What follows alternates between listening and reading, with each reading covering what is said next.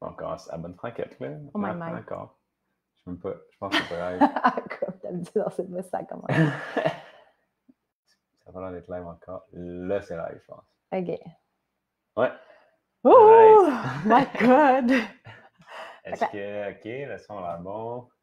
Mettons, on jase un peu. Ouais, ça marche. Cool. Ça va marcher. On est live. Fait que la semaine passée, on a eu un petit 15 minutes de délai, le temps Ouais. qu'on apprenne à s'installer. Puis là, on était comme pile à l'heure. Yes. J'étais un peu nerveuse parce que la première fois, ben, comme on se pitche dans le vide, puis on est full optimiste. Puis là, genre, la pensée rationnelle embarque. Puis on est comme, oh my God, qu'est-ce qu'on va dire? Qu'est-ce que les gens vont penser? Yes. Mais on a vraiment aimé ça. Dans le fond, la semaine passée, on expliquait qu'on commençait à faire des lives, puis on expliquait aussi pourquoi on faisait des lives. C'est parce qu'on se rend compte que c'est un médium qu'on aime beaucoup, parce que ça nous amène à être zen dans la vie, ce que j'ai besoin d'apprendre. Puis aussi parce que ça fait qu'on se sent juste spontané et authentique, parce qu'on ne peut pas tricher là. On peut pas faire le montage après. Puis c'est vraiment nous. Ben, bonjour tout le monde. Allô tout le monde, bon matin. Comment ça s'arrête un peu? Dans le fond, on avait schedule le live. Fait que là, on est bien excités de voir si ça fonctionne. On voit qu'il y a quelqu'un qui nous regarde. Ah ouais, bon. Je sais pas, y a-t-il moyen de voir qui nous regarde? Je pense pas. Ben, hello! Bonjour la bon personne. dimanche matin. Oui, ben en fait, la semaine passée, on s'attendait à ce qu'il y ait 0 personne. Ma mère. Mais une personne. Il y avait la mère à Vince qui avait confirmé qu'elle allait regarder. Cette semaine, c'est ça, fait qu'on prenait pour acquis qu'elle allait avoir au pire personne. Mais la vidéo va être libre après, fait qu'on s'est dit peut-être que ça va vivre. Fait qu'on va commencer comme si on jasait, nous deux. C'est notre tradition. Tous les matins maintenant, on parle tout le temps. En fait, on échange toujours des idées. Mais particulièrement le matin, c'est un rituel qu'on apprécie beaucoup. Puis on s'est dit, bon, on va mettre une caméra. On va partager ça. Puis on va inviter le monde. Les gens à poser des questions sur le chat, en fait. Oui. Donc, fait que la semaine passée, en fait, on a parlé plus de notre histoire, de ton parcours, puis du moment où nos chemins se sont croisés, puis pourquoi on a fondé Renard. Puis là, cette semaine, on s'est dit, OK, ben on va parler plus de notre vision du mouvement. C'est une compréhension du mouvement qui a pris des années, en fait, à se former. Puis on se rend compte que d'amener une nouvelle perspective sur quelque chose, comme créer un nouveau produit physique, on dirait qu'on est capable d'imaginer tout le travail qu'il y a derrière, puis que ça peut prendre des années de recherche sur un produit.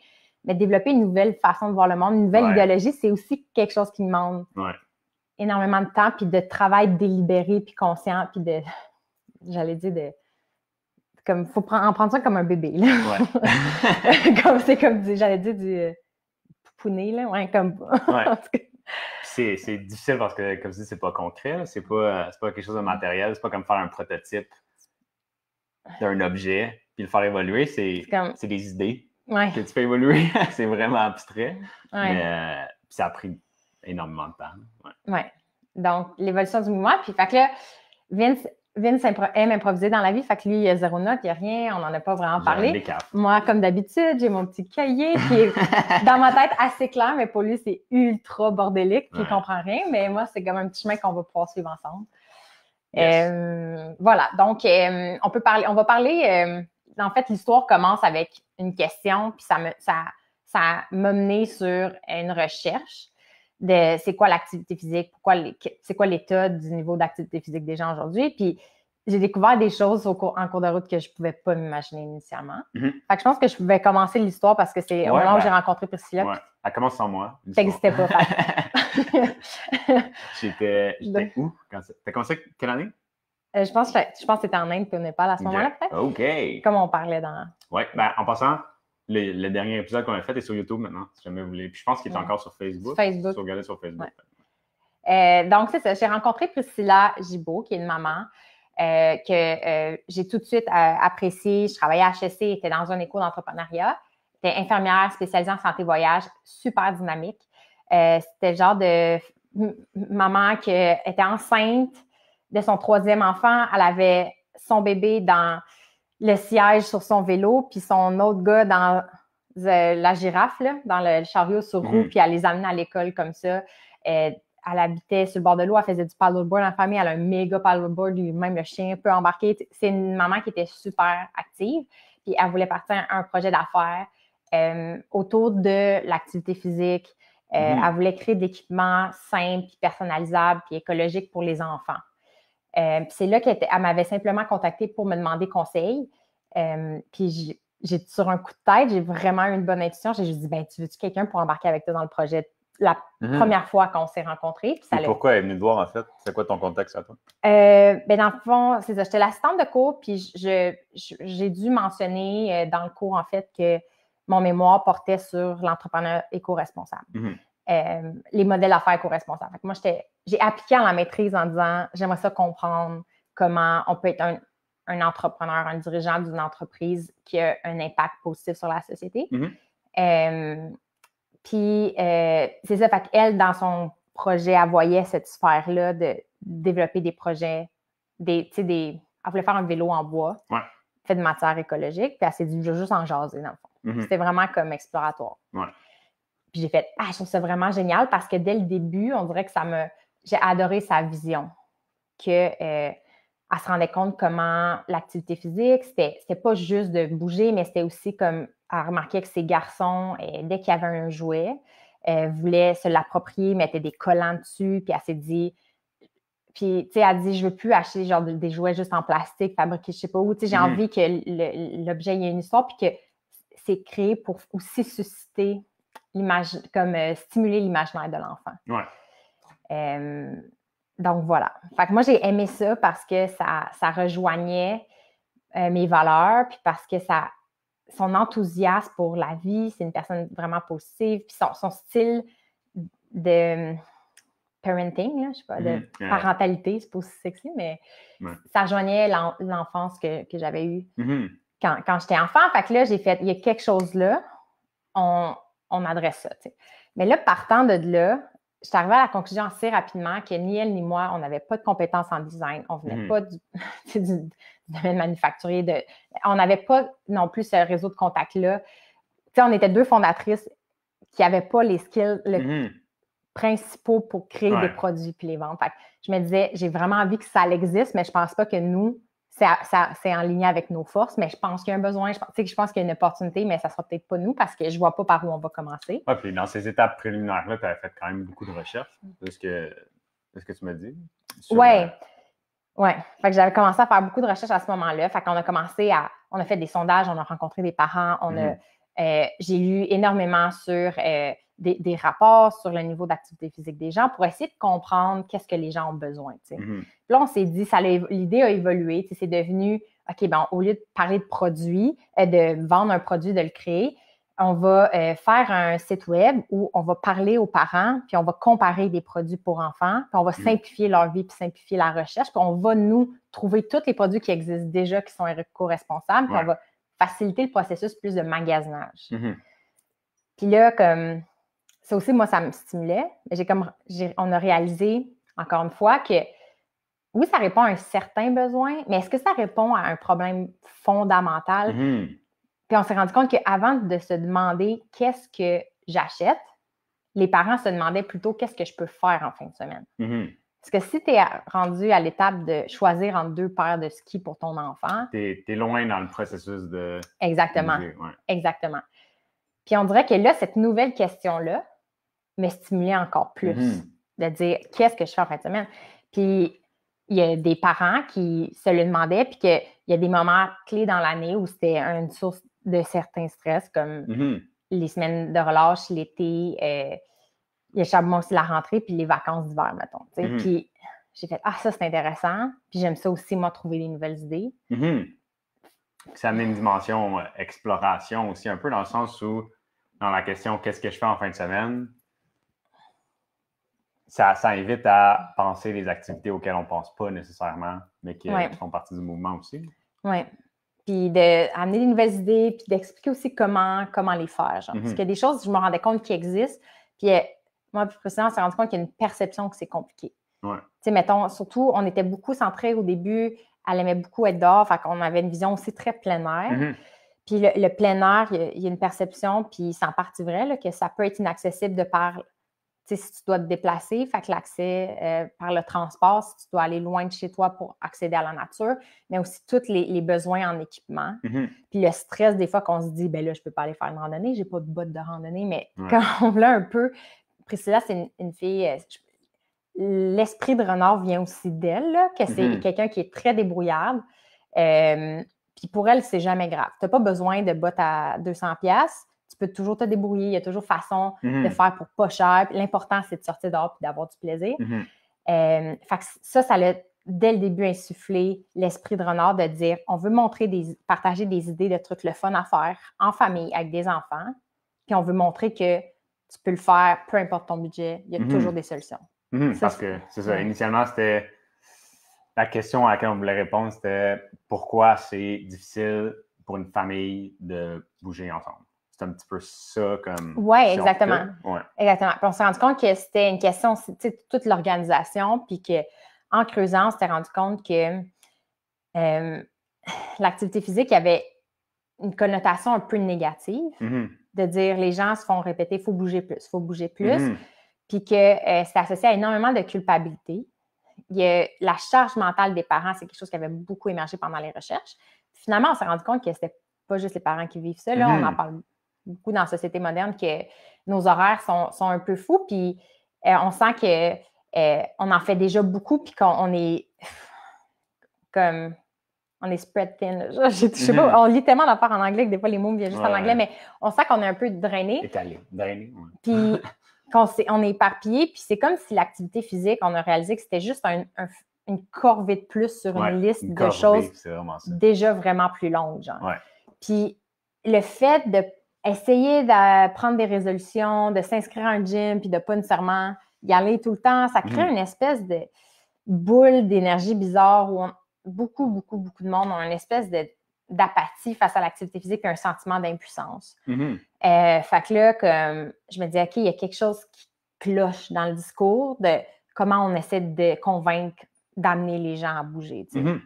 Puis là, ça, c'était un autre puits d'exploration. C'est vraiment plus profond dans le sens où pourquoi est-ce que c'est difficile de bouger en famille est juste devenu pourquoi c'est difficile de bouger. Pourquoi on a des émotions négatives face à l'activité physique. Oui. Même si les recherches prouvent que c'est bon à tous les niveaux. C'est bon, oui, on parle des émotions, de voir, tu sais, comme l'effet sur les hormones, mais ça aide le cerveau à développer plus de neurones. Tu sais, il y a une formulation vraiment simple qui, tu sais, genre, c'est vraiment, vraiment simplifié, mais on peut dire que bouger, ça rend plus intelligent parce que ça aide à la construction de nouvelles connexions dans le cerveau. Ça l'aide socialement, ça l'aide la planète. Tu sais, ça l'aide à tous les niveaux, mais pourquoi on n'est pas capable de le faire? Puis ça, c'était une question vraiment plus difficile à répondre. Oui, vraiment. Puis à ce moment-là, nous, on était partis en tournée avec Participation. Priscilla, dans le fond, elle avait aussi des projets qui ont occupé sa vie. Fait que, tu sais, dans le fond, à ce moment-là, on était comme un peu séparés. On a convenu amicalement que, tu sais, elle ne pourrait pas nécessairement continuer dans l'aventure. Mais, tu sais, on se parle encore, là. Il est vraiment... on pense souvent à elle. Puis, c'est là que nos recherches se sont comme un peu combinées. Parce que pendant Participation, comme on en parlait la dernière fois, on avait des heures et des heures sur la route à faire pour aller de ville en ville. Puis, on passait notre temps à écouter des podcasts sur la santé, le bien-être. La santé plus générale, oui, exactement. À ce moment-là, tu connaissais-tu Ido-Portal? C'est toi qui me l'as présenté, Ido-Portal. OK. Fait que, tu sais, comme... On a déjà nos conclusions sur c'est quoi notre vision du mouvement, mais je pense que le chemin qu'on a traversé, c'est ça qui est intéressant de voir comment la pensée a évolué. Un premier déclic que moi j'ai eu, c'était le jeu libre. L'importance du jeu libre. On a découvert l'organisme Le Lion à la souris, qui a une pédagogie on en parlait la dernière fois. Dans le fond, les enfants sont à Montréal, dans le Myland, dans un quartier avec beaucoup de compagnies autour, mais il y a un champ qui s'appelle le Champ des possibles, qui a un espace pour que les enfants puissent jouer librement. Puis il n'y a pas de curriculum imposé, dans le fond. Fait que les enfants ne se font pas dire « Aujourd'hui, on fait du bricolage. Voici ce que tu dois répliquer. » Ils se font plus dire comme « Joue dehors. » Puis l'adulte est là comme un observateur, puis il intervient à certains moments, mais il n'est pas là pour dicter à l'enfant quoi faire. Il devient invisible un peu. Il est là pour... Il y a certaines limites, si on veut, qu'on ne veut pas dépasser, mais il doit... Je pense qu'eux utilisent le terme une cape d'invisibilité, qui doivent disparaître un peu que les enfants ne les voient plus, mais que si les limites sont dépassées, ben là, ils interviennent, mais que ça devienne l'univers de l'enfant qui se concrétise dans l'espace. Oui. Puis ça, c'est... Puis il y a aussi le documentaire de Len qu'on avait écouté ensemble. Court documentaire. Oui, je ne sais pas si tu peux le présenter, en fait, parce que moi, ça a eu un impact vraiment important. Je ne me rappelle plus c'est ça en Angleterre? Oui. Ouais, c'est comment on peut dire? Un morceau de territoire. Il appelle ça un terrain d'aventure. Un terrain d'aventure qui est une clôture autour, qui est en Angleterre. Puis c'est géré, si on veut, par des adultes, dans le sens où c'est supervisé un peu de l'extérieur par des adultes. Mais dans le fond, ces adultes-là s'assurent qu'il y a beaucoup de choses comme entretiennent, si on veut, ce territoire-là, mettre des choses dedans, des bouts de bois, des outils, des cordes, plein de choses. Puis les enfants sont invités à aller dans ce terrain-là, puis de faire ce qu'ils veulent, en fait. Ils peuvent se construire des balançoires, ils peuvent peinturer la clôture s'ils veulent. Faire un feu. Oui, puis ça devient comment dire, un espace vraiment qui permet beaucoup la créativité, en fait, des enfants, puis qui nourrit leur curiosité. Puis il y a un aspect de risque qui est vraiment intéressant. Parce que là, on parle d'outils, mais il y a des scies. Ouais. Les enfants peuvent scier des choses, puis on parle d'enfants 10 ans et moins, tu sais, quand même assez jeunes. Puis ça, c'était vraiment intéressant parce qu'on s'est rendu compte que en parallèle à ça, on faisait aussi des lectures sur le fait que les enfants, aujourd'hui, bougent de moins en moins librement dehors. Il y a ce qu'on appelle les parents hélicoptères, il y a une peur du danger qui fait qu'il y a des parents qui vont toujours être en train de surveiller ou d'essayer de rendre l'environnement le plus sécuritaire. Les parents, il y a deux, je pense que c'est Marianne Parent qui nous a expliqué ces deux termes-là. Il y a des parents hélicoptères, des parents tondeuses. Les parents hélicoptères vont tout le temps surveiller tout ce que l'enfant fait. Puis les parents tondeuses vont préparer le terrain pour enlever toutes les choses dangereuses, puis ils vont permettre à l'enfant d'aller sur ce qui est à vrai le contraire de le documentaire dont on parle. Exactement, tu sais, puis c'est... Combiné à ça, j'ai eu une discussion avec mon frère qui est professeur d'éducation physique, puis c'est lui qui me fait, tu sais, que ça, on dirait que tous ces éléments-là, c'est comme, on cliquait ensemble. Il me dit, tu sais, Marc-Claude, les gens bougent moins de nos jours, mais c'est pas parce qu'on est plus paresseux qu'avant, c'est parce que notre environnement a changé. Puis, tu sais, il y a plein d'études qui démontrent que les terrains de jeu, les espaces de jeu sont rendus tellement sécuritaires que ça en devient ennuyant. Fait que c'est sûr que face à des écrans, tu sais, les écrans sont super attrayants en ce moment pour l'humain, mais en comparative, aller jouer dehors est perçu comme étant moins intéressant, tu sais, tandis qu'avant, c'était l'inverse, c'était être dehors qui était stimulant et qui était le fun. Mais maintenant, c'est comme il y a le gag que c'est rendu une punition de se faire dire. Au lieu de se faire dire, va dans ta chambre, c'est va jouer dehors qui est la punition. Mais c'est parce que les terrains de jeu sont rendus comme vraiment... sont plus stimulants. Puis il y a un effet systémique où c'est pas juste la faute des parents dans le sens qu'on disait tantôt, mais c'est qu'il y a aussi, mettons, les compagnies d'assurance qui veulent limiter les impacts, puis là, les écoles ou les parcs qui... Tu sais, c'est... Puis le droit de jouer à la tag, même cours d'école. Puis là, tu sais, c'est tranquillement, petite décision par petite décision. Exactement. Je pense que c'est vraiment comme graduellement... à travers les années, peut-être, c'est jamais des trucs, j'ai l'impression, drastiques qui se sont passés du jour au lendemain, mais que si on fait un portrait de la situation en ce moment par rapport à ce que c'était avant, on voit le contraste. Absolument. Ça nous a vraiment amené des réflexions fondamentales sur, OK,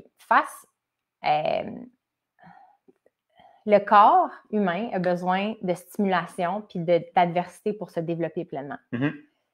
C'est le concept clé c'est ça la résilience. C'est en s'exposant à des choses qui sont un petit peu trop difficiles pour nous ou vraiment plus difficiles, puis c'est surmonter ces choses-là qui nous rendent plus forts, plus aptes à agir.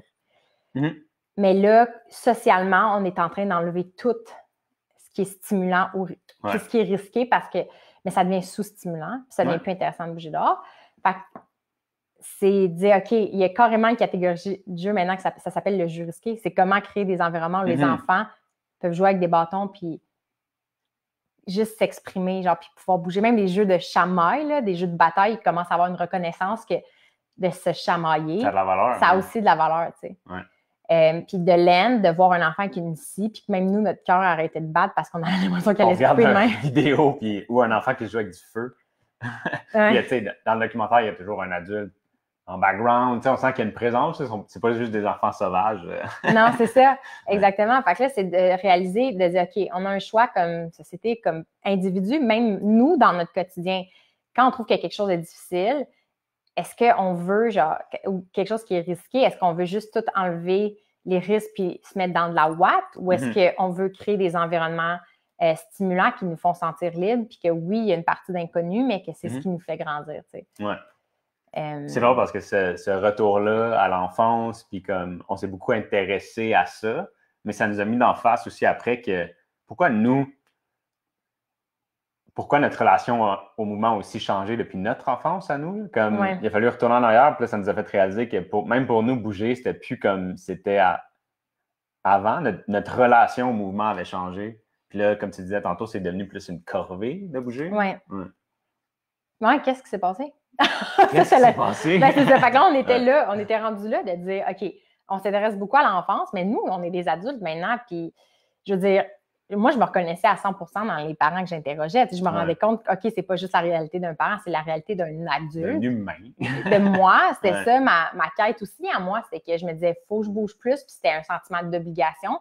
Puis j'étais pas heureuse, genre, j'avais pas tant envie de faire certaines activités, mais en vrai, je me forçais à les faire. Puis je sais pas à quel point ça m'énergisait réellement, tu sais. Puis on se rend compte que justement, on jouait beaucoup quand on était enfant, on a fait un peu de sport quand on était ado, puis début vingtaine, je pense qu'on est le cas classique qu'on bougeait plus vraiment, on a pris un peu de poids, on se sentait comme pas si bien dans notre corps. Puis c'était pas dramatique, mais on n'était pas particulièrement épanouis. Puis on est vraiment curieux de comprendre la différence entre c'est quoi se sentir correct, genre, c'est quoi vivre, puis c'est quoi vraiment thrive ou s'épanouir. L'idée de pas juste genre passer nos journées puis être correct, mais juste de dire wow, cette journée-là, c'est satisfaisant, tu sais. Fait que là, ça a ouvert une nouvelle porte aussi du jeu chez les enfants, mais pourquoi les adultes ont plus ce sentiment-là aussi que jouer, ça peut être le fun? Puis que le mouvement souvent est associé au gym. Fait que là, on a essayé on a exploré un peu de tout bord, de tout côté, des façons alternatives de bouger. C'est là que il y a plein de sources qui sont arrivées. C'était vraiment comme le bordel, là. Comme on écoutait plein de podcasts puis on analysait plein d'affaires. Mais quelques-uns qui ont été particulièrement marquants, il y avait Ido Portal, qui est un entraîneur, coach, je pense, israélien, qui a une approche multidisciplinaire où il combine la gymnastique avec la danse puis les arts martiaux. Puis qui explique que le corps humain n'est pas fait pour être un spécialiste. Puis que les blessures physiques émergent quand tu es un spécialiste, c'est-à-dire que ton corps fait juste tout le temps les mêmes mouvements à répétition. Exactement. Fait que même les athlètes de haut niveau ont besoin de bouger de manière libre et vraiment variée, puis de faire bouger son corps de plein de façons. Puis le corps ne connaît pas de discipline. C'est l'humain qui a créé des disciplines, qui a dit ça, c'est de la gymnastique, ça, c'est des arts martiaux, mais que lui, il voulait enlever ces frontières-là parce que dire le corps humain ne connaît pas de discipline, il veut juste bouger. Genre, il peut faire toutes sortes de mouvements, puis ça n'a pas d'importance de où ça vient. Puis ça a mis dans ma tête l'esprit d'ouvrir toutes ces catégories-là qui étaient séparées. Genre, ça, c'est du baseball. Ça, c'est de la danse. Ça, c'est ci. Ça, c'est ça. Puis de dire, OK, non, du point de vue de mon corps, c'est quoi les besoins du corps? Puis comment toutes ces choses-là devraient être harmonisées au lieu de juste œuvrer en silo. Oui. Puis de dire, comme initialement, on voyait, OK, comment offrir plus d'activités ou comment aider les gens à faire des activités. Puis là, ça s'est élargi un peu de comme, ah non, ben les activités peuvent être pas structurées. Comme avec le jeu libre, ça a amené une notion de comme, ça peut être des activités qui sortent des activités qu'on connaisse déjà. Ça devient plus un jeu. Puis là, tu continues à élargir, puis tu es comme, OK, mais ma journée, c'est une série d'activités. Tu sais, c'est pas comme j'ai des activités qui me font bouger puis des activités qui me font pas bouger. C'est comme, non, je bouge à travers toute ma journée au complet. Puis chaque chose que je fais, il y a du mouvement dedans, tu sais. Exactement. Ça, c'est... Puis, on parle tout le temps d'elle. Fait qu'on va dire son nom. Je vais me donner de dire son nom juste une fois aujourd'hui, mais c'est Cathy Beaumont. Je ne vais plus dire son nom maintenant. Mais c'est vraiment elle qui nous a fait réaliser l'importance des petits mouvements aussi. Parce que je me rappelle du premier podcast que j'ai entendu avec elle, elle expliquait le phénomène des athlètes sédentaires. Il essayait d'étudier le niveau d'activité physique des gens. Puis ils se sont rendus compte que c'est vraiment difficile de calculer le niveau d'activité physique parce que, mettons que quelqu'un bouge intensément pendant 1 heure pendant la journée. Est-ce que tu calcules le niveau d'intensité? Est-ce que tu calcules le nombre de minutes qui étaient bougées ou quoi que ce soit? Fait qu'elle s'est rendue compte qu'avec une certaine formule où, mettons, tu évalues le temps total de mouvement dans la journée, tu pouvais avoir des gens qui étaient considérés comme des athlètes, d'assez haut niveau, où ils s'entraînaient quelques heures par jour, c'était déjà bien de nos jours, mais que le reste de temps, ils étaient sédentaires. Fait que leur niveau d'activité physique est équivalent à quelqu'un de moyen ou sédentaire, en fait, parce que elle s'est rendue compte que l'entraînement ne peut pas pleinement compenser le reste d'une journée inactive. Puis que le corps doit bouger de manière régulière et non pas juste... Tu sais, comme souvent, on imagine ça, comme une journée, là, c'est comme on bouge pas, pouf, on va au gym, puis après, on bouge pas, C'est ça, on a tendance à concentrer tout le mouvement dans un moment d'une demi-heure par jour. Puis ça nous autorise, on dirait, à juste en mettre moins dans tout le reste, dans les 23h30 qui restent. Exactement. Puis, il en parle de cet effet-là pour les gens, mettons, qui veulent maigrir ou être plus fit. Je ne sais pas comment on appelle ça vraiment, mais l'effet compensatoire de dire « Hey, j'ai fait du gym, je vais me gâter, je vais manger du gâteau. Je peux manger du gâteau au chocolat. » J'ai bougé. J'ai fait plus que d'habitude. Puis là, je peux me gâter. Ou dire « Ah, ben c'est correct si je prends les escaliers roulants. » Je suis allée au gym, tu sais, je suis fatiguée. Mais c'est comme si il y a aussi des trucs comme twisted, genre qu'on compense ou on change les choses en disant « OK, j'ai bougé, fait que je peux me permettre de ne pas bouger ailleurs. » Alors que la journée, au lieu d'être calme, explosive puis calme, ça devrait plus être des certaines vagues où il devrait y avoir toujours un certain mouvement, puis on équilibre on répartit un peu du mouvement à travers notre journée au lieu juste de le concentrer en une heure. Oui, puis je pense qu'au-delà de ça aussi, ça montre que si c'est pas le fun de bouger pour toi, si tu fais quelque chose que tu n'aimes pas faire pour faire l'activité physique, ben ça fait en sorte que tu vas être porté à compenser pour dire « Ah, j'ai souffert à travers ça, fait que j'ai le droit de me gâter à travers d'autres choses. » Il n'y a pas de principe de bouger, c'est le fun. Ça revient souvent à ça, de dire comme « J'ai aimé ça, bouger. » Au lieu de se récompenser après avoir passé à travers une souffrance, ben, c'est de flipper ça dans sa tête et de trouver des choses qu'on aime faire. C'est fascinant de se dire « OK, on dirait qu'on essaie de convaincre les gens socialement en ce moment qu'il faut s'entraîner, puis que s'entraîner, c'est ça qui est le fun, mais on a encore...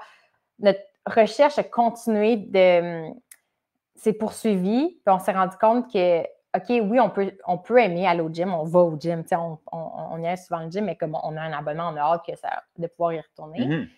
Mais on s'est rendu compte aussi que notre vision du mouvement, c'était justement s'entraîner, puis qu'il fallait apprendre à aimer s'entraîner. Puis que là, on essaie de rendre les entraînements physiques plus le fun, plus ludique, mais qu'en fait, il faut aussi élargir notre perspective sur le type d'activités qui sont incluses dans ce que signifie comme faire de l'activité physique. Là, je vois du coin de l'œil que ta maman est là. Hey, salut, maman! Le luxe est rattaché à la sédentarité. Oui, absolument. Ben, on voit ça comme... On se trouve intelligent à réduire le plus possible les efforts nécessaires pour faire quelque chose. Là, comme c'est la nature humaine aussi qui veut ça, là, que on progresse, si on veut. Là, comme un peu on parlait la dernière fois, de faire une chose en pesant sur un bouton au lieu de le faire manuellement nous-mêmes. Oui, c'est ça, c'est que on retire le mouvement dans nos vies avec la vie moderne qui est super confortable. On se trouve super, on dépense énormément d'efforts pour faire le moins d'efforts possible par après. Puis après, on paye pour aller au gym. Puis des fois, on se dit, je peux y aller en auto parce que je vais aller forcer au gym. Tu sais, on ne se rend pas compte de l'absurdité de ça, genre, de comment on a séparé les choses, en fait. Fait que là, on s'est rendu compte qu'il y avait une déconnexion, que bouger, c'était beaucoup vu pour... Bouger, c'est s'entraîner. Bouger, c'est brûler des calories. Bouger, c'est accumuler des minutes d'activité physique. Puis on s'est rendu compte que la formulation ne nous plaisait pas particulièrement parce qu'on se rend compte que bouger, en fait, plus, c'est jouer aussi. Les enfants, il faut que ce soit associé à du jeu. Puis même au cœur du principe de jouer, c'est que le mouvement, faut qu'il soit agréable. Faut qu'il soit libre, oui. Qu'on se sente bien quand on le fasse. Puis là, quand on le fait, puis le jeu, ça revient à ça, mais il y a plein d'autres façons aussi de créer un moment dans lequel on se sent bien, puis dans lequel on bouge aussi, tu sais. De dire que ça n'a pas besoin de... Il y a des activités qui ne sont pas des fois qualifiées comme de l'activité physique, qui peuvent à la fois combler notre besoin de se retrouver entre amis, de dépenser de l'énergie. Le sens du mouvement, c'est pas juste, comme on disait tantôt, brûler des calories.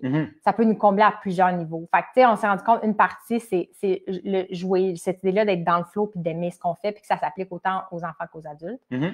Puis là, on se rend... Là, la nouvelle branche qui s'est rajoutée, c'est que, OK, mais bouger, c'est aussi bouger pour vivre. Avant, le mouvement, c'était naturel dans nos journées. C'est ce qui nous permettait de trouver notre nourriture, de faire des abris. Puis, tu sais, on n'a pas besoin de remonter loin. Là, nos grands-parents, quand ils avaient notre âge, là, il n'y avait pas de gym. Puis de... leur quotidien, il y avait simplement plus de mouvement dedans. Là, puis c'était... Tu remontes quelques générations en arrière, puis tu leur dis que tu vas courir sur place pendant 30 minutes, puis ils vont partir à rire. C'est bien bizarre comme comportement, tu sais. Ouais. Fait que là, il y a le bouger pour vivre qui est revenu. De dire, OK, non, il y a plein de petits mouvements qui ont quitté notre quotidien qu'il faut ramener volontairement, même si ça semble contre-intuitif, mais il faut se débarrasser de certaines bébelles puis certains objets qui nous simplifient la vie, mais qui font qu'on bouge plus jusqu'au bout des doigts, dans le fond. C'est que, ouais, puis ça vient à utiliser son ingéniosité, mais dans le sens contraire, c'est-à-dire, au lieu de réduire le plus possible les efforts puis les mouvements dans notre quotidien, c'est de commencer à trouver des façons de l'intégrer puis que ce soit le fun en même temps, tu sais. C'est d'aller dans l'autre sens un peu, mais avec la même passion, si on veut, ou la même émotion. D'ailleurs, j'ai-tu le livre Playborhood? Justement, la discussion... Juste des photos de Marc-Claude. Fait que, tu sais, justement, la discussion avec mon frère, quand il me disait, tu sais, Marc-Claude, les environnements aujourd'hui sont rendus vraiment sous-stimulants puis ennuyants. Puis c'est vrai, là, il y a des blagues sur le web comme quoi les cours d'école, c'est des fois l'équivalent d'une cage où tu sais que ça ressemble à une prison, là. Comme il n'y a pas de verdure, il n'y a rien. Puis il y a un mouvement en ce moment pour reverdir les cours d'école qu'on trouve vraiment, vraiment stimulant. Fait que ça, on trouvait ça super inspirant. Puis mon frère m'a dit, tu liras Playborhood, tu vas vraiment aimer ça. Fait que c'est un livre, c'est un père qui explique comment il a réaménagé tout le devant de sa cour avant puis arrière pour créer un centre d'attraction qui attire les enfants, qui leur permet de bouger, de jouer librement, de se sentir stimulés puis en sécurité. Puis là, ça... Ouais, excuse. Non, je veux dire, puis de prendre... Puis que les enfants, un peu comme Priscilla voulait avec les vélos en bois qu'elle voulait faire, que les enfants puissent s'approprier ces objets-là, c'est de s'approprier aussi son environnement. Puis moi, j'aime particulièrement la couverture. Je ne sais pas si on peut la montrer. Ce qu'on voit en fait en ce moment, c'est que ce monsieur-là qui s'appelle Mike Lanza, il a pris son stationnement, puis il a peinturé toute une carte du quartier dessus. Puis les enfants pouvaient identifier où leur maison, puis pouvaient même dessiner, je pense, sur la carte où était leur maison. Fait que ça devient une espèce d'espace interactif où ce que les enfants du quartier savent où ils se trouvent dans le quartier, puis peuvent comprendre la relation de leur maison par rapport aux autres maisons, puis comme de s'approprier leur neighborhood, leur quartier, ultimement. Exactement. Ouais. Puis ça, c'est des principes qui sont très présents en ce moment dans la vague d'urbanisme participatif, les ruelles vertes et actives à Montréal qu'on observe, cette idée-là de comment concevoir des espaces où les gens vont se réunir, jouer ensemble, puis que c'est des espaces qui sont gérés par les citoyens. On dirait que moi, je me voyais moins sous l'étiquette de la citoyenne. Tu sais, notre perspective, c'était moins au niveau de la ville, des municipalités ou des communautés, mais aussi la sphère à la maison. Puis je pense que Playborhood, il y a eu un autre déclic de dire, OK, ces principes-là d'aménagement, un individu peut aussi le faire pour sa propre, à plus petite échelle. Puis là, ça a commencé à alimenter l'envie de repenser notre maison à nous, puis de dire, OK, mais on peut faire ce qu'on veut dans le fond. Comme on peut changer les choses, on peut questionner les conventions, puis que le but de la maison, avant, c'était le confort et la sécurité. Mais maintenant, on peut aussi s'en servir comme un espace pour être stimulant. Puis nous faire sentir libre, puis qu'on a de l'espace pour bouger. Fait que ça, c'est un des livres notamment qui nous a inspirés. Puis là, de dire, OK, fait que d'un côté, il y a l'aspect, c'est pas juste la motivation. On est tous un peu démotivés à l'idée de bouger, mais c'est pas en étant plus enthousiaste, d'être un personnage plus enthousiaste puis de dire aux gens, ben non, c'est vraiment le fun. On sentait que c'est pas ça qui nous amenait à s'enlever de notre divan. Il y avait l'aspect de jeu qui est revenu, l'aspect de vivre de manière comme plus dynamique, puis que notre environnement a une influence déterminante là-dessus. Puis je pense que autant l'aspect du jeu libre, du jeu extérieur, que ce qu'on se rendait compte avec, mettons, Playborhood, Ouais, la femme dont je ne peux plus dire le nom parce que je l'ai dit trop souvent, mais il y avait aussi une importance fondamentale de la nature dans nos vies, tu sais. Fait que, toi, tu l'as lu, celui-là, moi, je ne l'ai pas encore lu. Oui. Fait que c'est comme de se rendre compte finalement que la vie moderne est pas juste, on n'est pas juste sédentaire, mais on est aussi complètement déconnecté de l'environnement naturel dans lequel on vivait avant. C'est un peu comme pour le mouvement, on a séparé ce qui était nature et ce qui était pas nature. C'est-à-dire, comme mouvement, il y a des endroits où on fait de l'activité physique, puis il y a des endroits où on n'en fait pas. Puis même chose avec la nature, il y a des endroits, la forêt, loin, que là, c'est la nature, mais la nature n'a pas sa place, si on veut, dans d'autres endroits. Puis là, de se dire, OK, dans le fond, ce livre-là, Last Child in the Woods, ça parle du déficit nature. Là, c'est plus au niveau des enfants, là, des troubles que ça peut apporter d'être déconnecté de la nature. Mais encore une fois, à chaque fois qu'on lit des choses comme ça, on se dit, ben ça s'appelle, tu sais, c'est bon aussi pour un adulte. Ça fait des trucs plus généraux, là, de dire comme, OK, si ça devient la priorité pour notre enfant, puis que notre enfant a un déficit en nature, un déficit en mouvement, c'est que c'est un problème de société. Là, on voit ça comme étant vraiment important et crucial en ce moment parce que c'est nos enfants. C'est vraiment important. C'est plus important que pour nous, mais ça reflète quelque chose qui s'applique à nous aussi. Exactement. Puis on a cette perception-là que des fois, la nature, c'est la nature pure et intouchée par l'homme qu'on veut visiter. Il y a une citation que j'ai adorée qui disait « Nature is not a place to visit, it is home ». Il y a un autre auteur qu'on a écouté récemment qui parlait du fait que, tu sais, il ne faut pas nécessairement rire de la cosmologie et de l'astrologie parce que c'était ce que les humains avaient à l'époque pour essayer de faire du sens de leur monde. Avant d'avoir des équipements technologiques qui pouvaient expliquer ce qui était l'univers, l'humain, ce qu'il voyait constamment au-dessus de sa tête, c'était un ciel, tu sais, puis on a évolué avec des étoiles au-dessus de nous, puis on se rend plus compte qu'on les voit plus maintenant en ville, tu sais. Comme je faisais la blague l'autre jour, ma soeur est en voyage à faire dans l'Ouest canadien, puis elle est entourée de nature, justement, puis elle dit « Ah, Marc-Claude, il y a tellement d'étoiles ici. » Puis j'ai fait « Ben ici aussi, il y en a partout des étoiles, mais on les voit juste plus parce qu'il y a trop de pollution lumineuse. » Ça a l'air comme...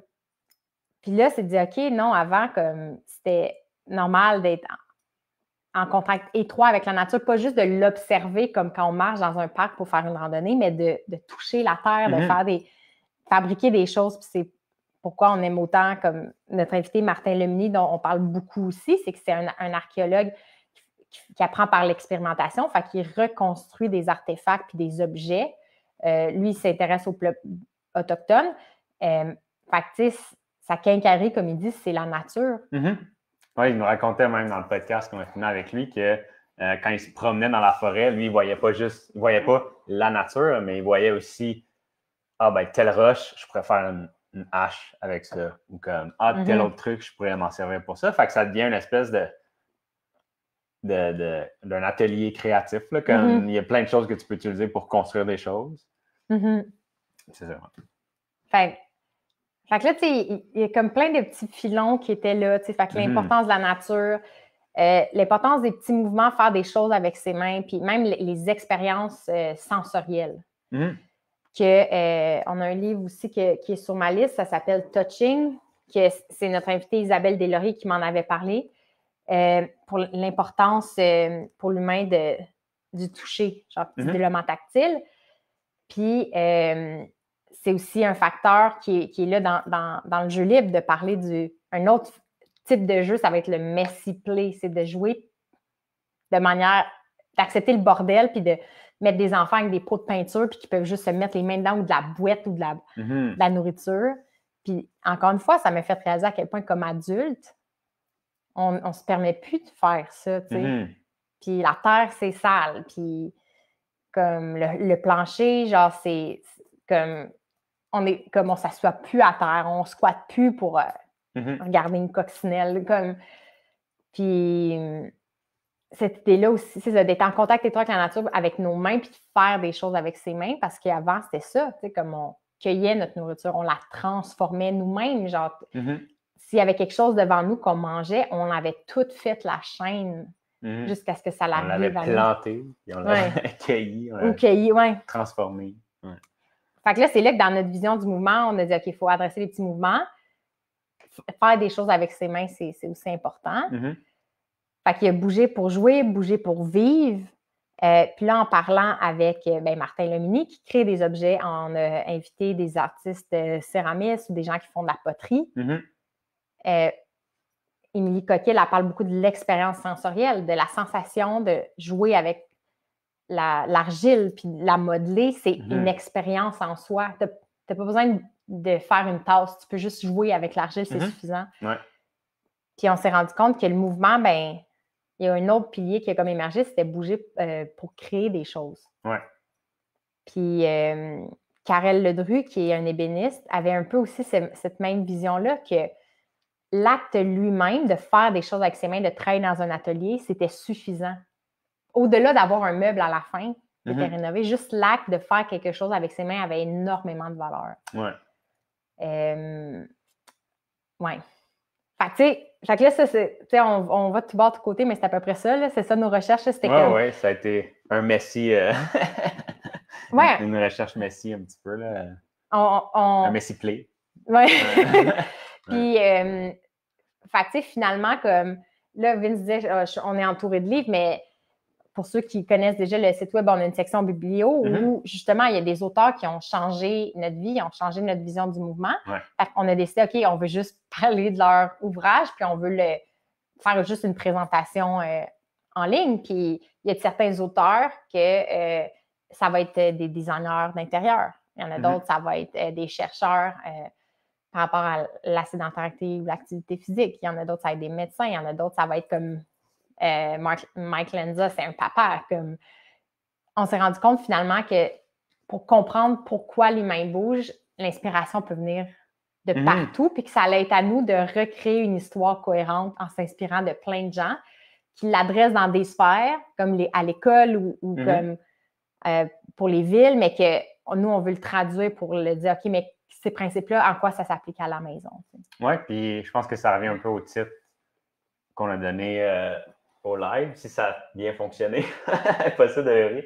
Mais c'est de dire comment on donne du sens au mouvement, parce que toute cette exploration-là, cette recherche-là a fait émerger le fait que ça n'avait plus de sens de bouger. T'sais, on avait un peu extrait tout le sens du mouvement, puis ça devient normal que c'est difficile de, justement, mettons, courir sur place parce que ça n'a pas de sens. Puis si le but, c'est juste de bouger, ça n'a pas de sens de bouger pour bouger, tu sais. Toute cette exploration a fait émerger qu'on peut bouger pour se sentir bien, pour jouer, pour créer, pour vivre, mais à partir du moment où il n'y a plus de sens, c'est juste difficile de bouger. Il faut se forcer, puis ça prend de la volonté, puis c'est pas la même chose. Tu sais. Fait que, tu sais, une formulation qu'on a sortie éventuellement, c'était les mouvements sont des moments de vie. Ce qu'on est capable de faire, c'est ce qu'on peut vivre. Avec des choses aussi simples que si on a de la difficulté à squatter ou à s'asseoir au sol, ça se peut qu'en vieillissant, on n'est plus capable de faire des casse-têtes sur le plancher ou de prendre un enfant ou de regarder avec un enfant des fleurs à la hauteur des plates-bandes. Puis on s'en est rendu compte, Vince, tu sais, tu fais de la photo. On a fait des photos de famille aussi, mais c'est vrai, c'est tout à fait habituel. Inévitablement, les enfants vont squatter puis se relever automatiquement, mais c'est vraiment pas habituel pour un adulte. Tu sais. Fait que justement, quand on parlait d'Ido-Portal tantôt, ce que j'ai apprécié aussi, Ido-Portal, comme il y a une perspective, des fois, il est un peu élitiste, il y a un tempérament un peu spécial. Fait qu'on ne le suit pas ardemment, mais on apprécie vraiment le déclic de sa vision multidisciplinaire. Puis c'est aussi lui qui a amené le terme mouvement. Là, il y a un groupe Facebook qui s'appelle Movement Culture où justement, c'est des gens qui s'échangent plein de vidéos d'humains en mouvement. Mais ce que j'ai aimé de lui aussi dans une des discussions, quand il se faisait demander par où je commence, il n'a pas comme inventé une théorie comme super compliquée. Il a juste dit, commence par squatter 30 minutes par jour. C'est pas non-stop, mais à petit bout, mettons, de 30 secondes. Là. Fais juste Puis l'autre chose, c'était essayer de te suspendre, de prendre une barre puis de toucher au sol avec d'être capable de te tenir puis de soutenir le propre poids de ton corps pour 7 minutes par jour. Juste ça, ça va t'aider. J'ai fait, ça, c'est intéressant. C'est comme... c'est super accessible. C'est pas intimidant. Là, peut-être qu'en ce moment, Endoportal aide plus des athlètes à se déspécialiser, à devenir un petit peu plus généraliste, fait qu'il est moins accessible, si on veut, dans le sens où il va travailler avec des athlètes professionnels de mettons, de martial arts, mettons, de UFC. L'Amazon, Puis il va dire en nom de la danse dans le UFC. Fait que ça devient comme wow. Ça devient. En tout cas, c'est moins des conseils comme ça qui peuvent nous rejoindre, nous, comme toi puis moi, de dire juste se suspendre. On ne le fait plus. Puis comme ça travaille plein de muscles dans les bras, dans le dos. Oui, notre capacité à grimper à des arbres avant. Ça, c'est un jeu que Margaret Fraser du Lion à la Sourane en parle, comment il y a des enfants qui vont apprendre à grimper à des arbres, puis c'est vraiment le fun. Puis les adultes, moi, je me suis rendu compte en lui parlant que j'avais jamais grimpé un arbre, Puis j'ai pas la force pour me tenir plus que 15 secondes sur une barre. Fait que j'étais là, OK, je vais commencer juste comme ça. Je vais essayer de me suspendre à la maison. Ouais. Mais je pense que cette idée-là de multidisciplinarité, c'est quelque chose. Pour nous, c'est l'avenir. Parce qu'on le voit aussi arriver du côté du loisir puis du sport. C'est comme si on s'est rendu compte quand on a fait un peu ce mapping-là que des acteurs de différents domaines, comme Endoportal qui est plus dans des athlètes des fois de haut niveau, des anciens gymnastes. Après, il y a la perspective du jeu libre. Là, la perspective de certains biomécaniciens, des gens qui sont plus sur la mécanique du corps, des thérapeutes, des docteurs, des médecins qui prescrivaient de faire de l'activité physique puis de jouer. Puis là, il y avait aussi tout le pan du sport puis du loisir. On s'est rendu compte que tout convergeait vers la même chose. C'est comme le mouvement de manière plus holistique. Puis le sport et loisir, la terminologie qu'ils utilisent, en ce moment, c'est beaucoup autour de la littératie physique.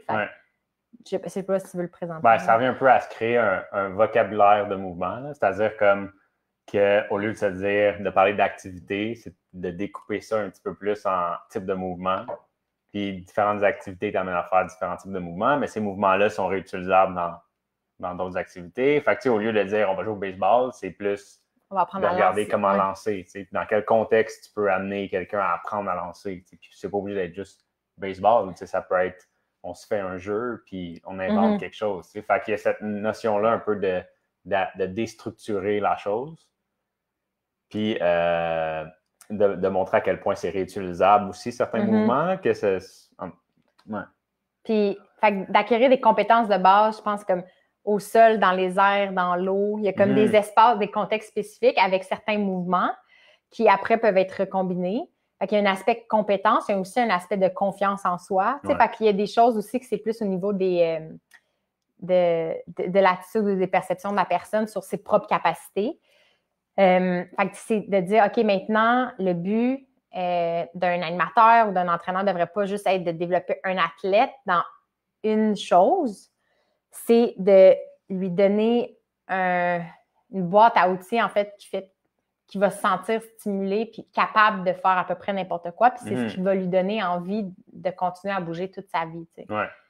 Puis les recherches démontraient que la surspécialisation active, là, de faire jouer un enfant à 100% à un sport vraiment tôt parce que tu veux lui faire atteindre des niveaux élites, c'est pas nécessairement la clé parce que il y a des enfants comme qui font ce qu'on appelle plus du multisport, qui vont mieux s'en tirer puis qui vont plus être capables après leur carrière, des fois qui s'arrêtent à l'adolescence, de juste continuer puis faire d'autres choses. Fait que cette vision-là de avant 12 ans, les recommandations maintenant du développement à long terme d'un athlète, les organismes nationaux reconnaissent qu'il faut faire du multisport, faire du multisport aux enfants. Je pense que j'avais lu un bon exemple de ça, c'est justement Federer, je pense, que jusqu'à l'adolescence, je pense, il faisait juste plein de sports différents, puis il n'était pas vu comme un spécialiste d'aucun de ces sports-là, mais quand il s'est rapproché de la vie adulte, il a fait comme « Ah, ben le tennis, j'aime vraiment ça, fait que je vais plus aller dans le tennis », puis c'est devenu comme quasiment un numéro 1, mais c'est pas qu'il est de 0 à 15 ans, il a juste fait du tennis, c'est qu'il a fait plein de sports différents. Puis là, celui qui a choisi, c'est son intérêt qui l'a amené là. C'est pas juste quelque chose qui date de « Bon, j'ai commencé le hockey quand j'avais 3 ans, fait que je continue le hockey ». C'est plus comme j'ai essayé plein d'affaires puis j'ai choisi ça. Exactement. Ouais. C'est vrai. Fait que tu sais, dans cette idée-là de comment retrouver l'envie de cet aspect-là de jeu, puis de trouver quelque chose qu'on aime. On s'est rendu compte qu'il y a énormément plus de possibilités que ce qu'on percevait initialement. Ouais. Comme nous, on se disait, OK, il faut bouger plus, on va aller au gym, on va faire certains sports. Puis même moi, je jugeais que j'avais été comme multidisciplinaire dans le sens que j'ai essayé du cheerleading, j'ai essayé du powerlifting, comme de l'haltérophilie, j'ai essayé de l'athlétisme. Puis moi, c'est ça ma vision de la multidisciplinarité. Mais là, j'ai réalisé que non, c'est encore plus grand que ça. Puis que la femme dont je ne peux plus nommer le nom, elle, à son studio. C'est bizarre, quelqu'un qui commence à regarder là. Cathy Bowman, à son studio, elle a fait faire des cours de macramé. Fait que, ça change la perspective de c'est quoi, même de la thérapie sportive, de dire est-ce que c'est juste de s'intéresser à la mécanique d'un genou ou c'est de repenser comment l'humain bouge dans son contexte puis qu'est-ce que ça permet à la personne d'accomplir réellement. C'est quoi le but? Oui. Donc, c'est ça. Hey, ça a passé tellement vite. Ça passe vite, hein? Ça fait 50 minutes, c'est fou. Fait que, de la question comme comment bouger plus puis comment motiver les gens à bouger, c'est plus devenu la question comme pourquoi l'humain bouge? Ouais. Pourquoi on ne bouge plus aujourd'hui? Comment refaire une place au mouvement dans nos vies? Puis qu'il y a une partie justement où il faut explorer puis il faut voir tout ce qui est possible. Puis il faut tester des affaires. C'est ça qui va nous permettre après de découvrir ce qu'on aime puis de choisir ce qu'on aime puis de garder puis de construire la vie qu'on aime à partir de notre expérience.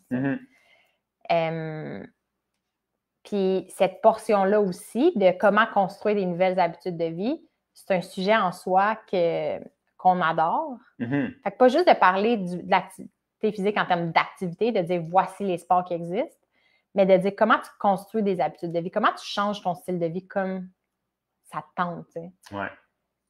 Parce que souvent, dans le monde de l'activité physique, avoir des habitudes de vie actives, c'est souvent associé à je dois développer l'habitude d'aller au gym. Ouais. C'est pas de parler des petits rituels qu'on peut faire chaque jour pour prendre soin de son corps, puis d'apprendre à apprendre des nouveaux sports, d'apprendre à développer des nouveaux gestes, comme d'appliquer des nouveaux gestes dans sa vie. Puis un des déclics qu'on a eu, encore une fois, dans toute cette recherche-là qui était tout bas de côté, c'était avec Tim Ferriss, qui a été, je ne sais pas s'il l'est encore, mais qui a été quand même avec Joe Rogan, un des podcasteurs les plus connus dans le monde, les plus populaires. Lui, sa fascination, c'était de comprendre comment des gens qui excellent structurent leur vie. C'est quoi les routines de vie et les habitudes de gens. Puis il leur posait des questions genre qu'est-ce que tu manges le matin, à quelle heure tu te couches. Il était très comme précis dans ses questions, très pratiques. Il faut essayer de trouver la formule un peu. Avec c'est quoi le genre de cahier que tu utilises, ton crayon préféré, c'est quoi la marque, puis d'essayer de trouver justement, y a-t-il des ressemblances entre les gens qui excellent. Puis c'est lui qui a amené un peu le concept de lifestyle design, de designer un certain style de vie. Que tu as le contrôle, en fait, de ta vie, puis tu peux la designer un peu. Exactement. Comme tu veux, tu n'es pas obligé de faire comme tout le monde. Exactement. Ou tu peux, si tu veux. Fait que lui, c'est comme une obsession pour la productivité, ce qui nous a rejoint un petit peu moins, ou l'excellence. Mais il y a des principes qui sont applicables à dire, hey, on peut designer la vie qu'on veut en ce moment. Puis il y a d'autres auteurs, comme le gars qui a écrit Atomic Habits. James Clear. James Clear. Qui parle de justement comment développer, comment des petits gestes, puis lui, il va au niveau atomique là, pour dire c'est le plus petit geste possible, que c'est ça qui va faire jour après jour, après jour, après jour qu'on va obtenir certains résultats. Ou digital minimalism, de questionner encore une fois nos habitudes par rapport à la consommation d'écran. Puis de ramener l'idée qu'il faut prendre en main notre vie, genre il faut choisir chaque jour d'agir dans une direction qui nous fait sentir mieux, tu sais. Fait que là, on se ramassait avec, OK, on veut comprendre comment repenser son style de vie pour bouger plus, mais d'une manière qui fait du sens pour nous. Puis comprendre à la fois comme nos comportements, nos habitudes, l'environnement qui nous entoure, puis le type d'activité qu'on décide de faire. Fait que l'histoire de Renard a commencé avec un objet pour accomplir une certaine activité, puis expliquer en faire certaines activités simplement, à plus comment repenser. C'est une nouvelle façon de vivre, finalement. Ça a commencé avec une question, puis on a juste sans arrêt essayé d'approfondir la question et la réponse qu'on donne à cette question-là aussi. je pense qu'il y a eu un déclic récemment, finalement, quand on s'est rendu compte que l'exploration ne va juste jamais arrêter. Parce que on est juste comme vraiment curieux. Puis on se rendait compte qu'on avait un peu le réflexe de dire, OK, on va apprendre ça, puis après, on va le partager, puis après, on s'arrête, mais on ne veut juste jamais s'arrêter. Ouais, fait qu'à un moment donné, il faut... Fait qu'on va juste accepter que... ça va être itératif un peu à l'infini. Exactement. C'est une balance des deux. Oui. Fait que pour ceux qui nous ont invités la semaine passée, on a parlé un peu du concept d'Atlas, du mouvement. Cette archive vivante-là, dans le fond, de rassembler les idées sur comment bouger puis l'expliquer par des tutoriels ou des ateliers en ligne. Ouais. C'est ça, le mot vivant, l'archive vivante, c'est cette idée-là qu'on veut juste toujours continuer à trouver des nouvelles idées puis à recréer un tout cohérent qui fait du sens. Fait qu'on le fait de différentes façons. Là, on a le club de lecture, la bibliothèque où on partage les livres qu'on aime. Le club de lecture, une fois par mois, on va choisir un livre pour en parler plus en détail. Ouais. Puis, on a la Radio Renard, qui est le podcast, où on a une invitée par semaine. Et finalement, les lives, que c'est tout nouveau. On a commencé la semaine passée, que c'est tout nouveau, mais que nous, on apprécie beaucoup même. On le fait pour nous aussi un peu, parce qu'on aime ça. Puis, ça nous permet de partager ces moments-là autour de notre table.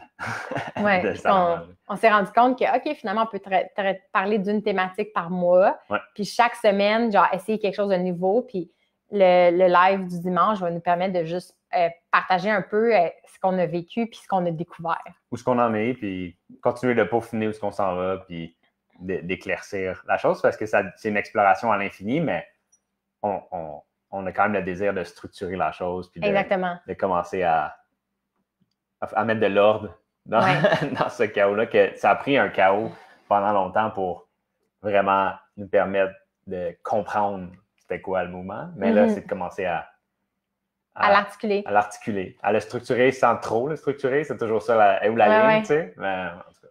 Fait qu'on s'est dit, ben justement, en termes de structure, on s'est dit, bon, ben le mois de mai va être dédié au design actif pour la maison. Fait que comment repenser son environnement.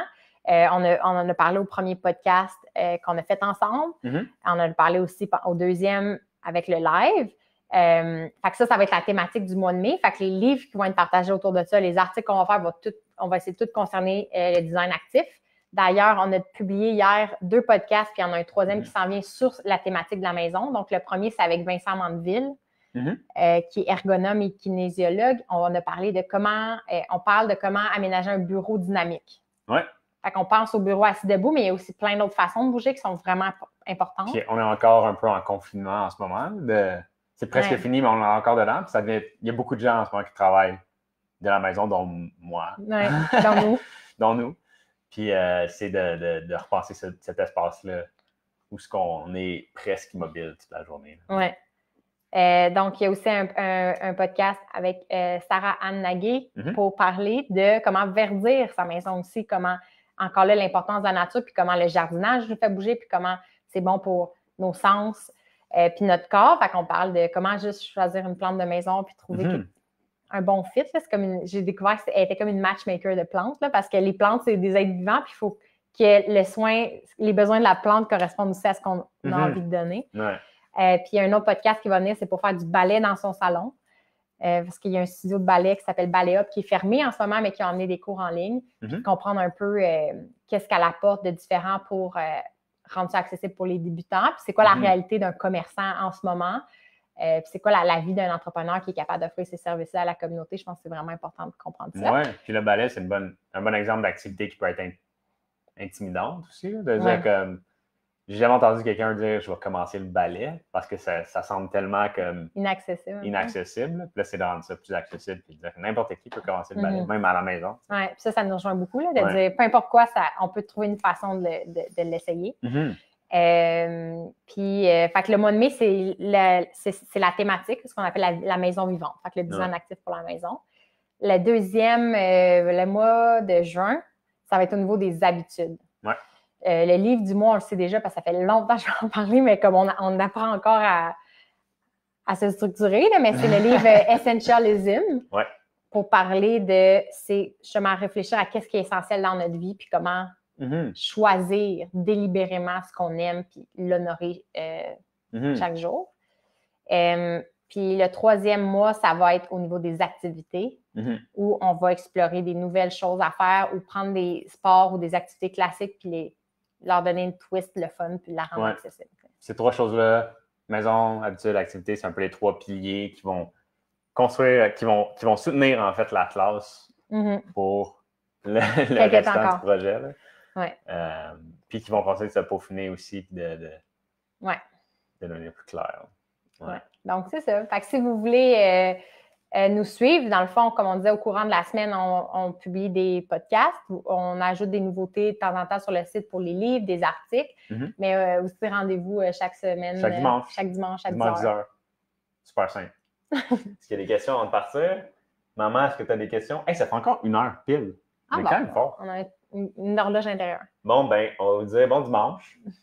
Puis à la semaine prochaine. Dimanche 10h. Bye bye!